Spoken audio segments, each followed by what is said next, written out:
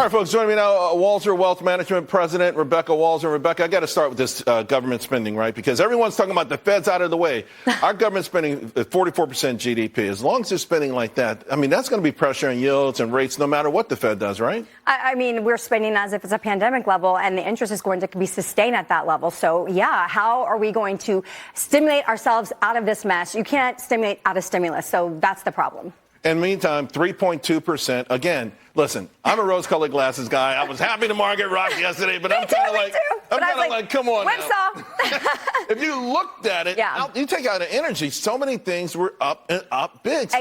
Exactly. I mean, I get so upset that good news is bad news. So, so it came down. So now the Fed's not going to raise again. So now we're going to actually, have the market return positive. But what it means is, Charles, that this market still fundamentally needs stimulus and wants low cost of capital, low rates. And how can we have that forever? It's unsustainable. So, in fact, I've got on the screen, folks can see the red line is this year. So, yeah, 21 and 22, the pandemic, we understand that. But these other years, to get back there is going to be really, really tough sledding.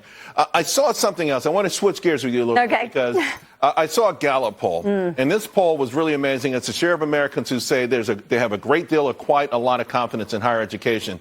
This thing has gone off a cliff. Now, you've got about 17, 18 degrees. So I figured there's no one better to talk to about this than you. I mean, really, if you look at it along political lines, ages, it's just really remarkable. I mean, is it as bad as this? Because we're supposed to be in the fourth industrial revolution. We're supposed to be in a knowledge century. Do we need college? I mean, oh my gosh. It's a complete shift. AI and ChatGPT, everything is shifting. And really, the human contribution to GDP is going to change with AI massively. So college is something that absolutely has been losing its luster, has been losing its ROI for a while now, last couple decades. And this is going to have to be analyzed. Charles, what are we studying for? Everything is going to be in a database globally available at any second. So then what happens then? In other words, because it's obviously the cost, right? Everyone feels like it's too expensive to begin with. But you think we'll get to a point where you really don't even need it?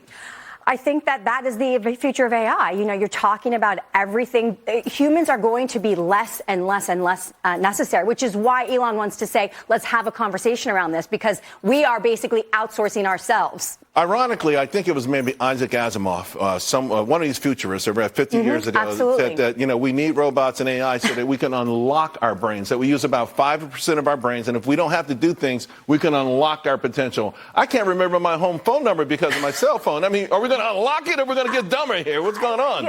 And also, we're unlocking it to do what? What is the purpose of us? What are we doing after we unlock our potential? Because we're not actually necessary to do anything anymore. We don't have to get up and go to a job and be productive on a daily basis. So that's the problem. What comes next? And no one's having that conversation. Right, but we should, though. We need to. All right, folks, take it from someone with like 78 degrees. If Rebecca says we should have the conversation, we should have the conversation. Absolutely. Thank you very much. Thank you, Charles. Happy birthday. Thank you very much.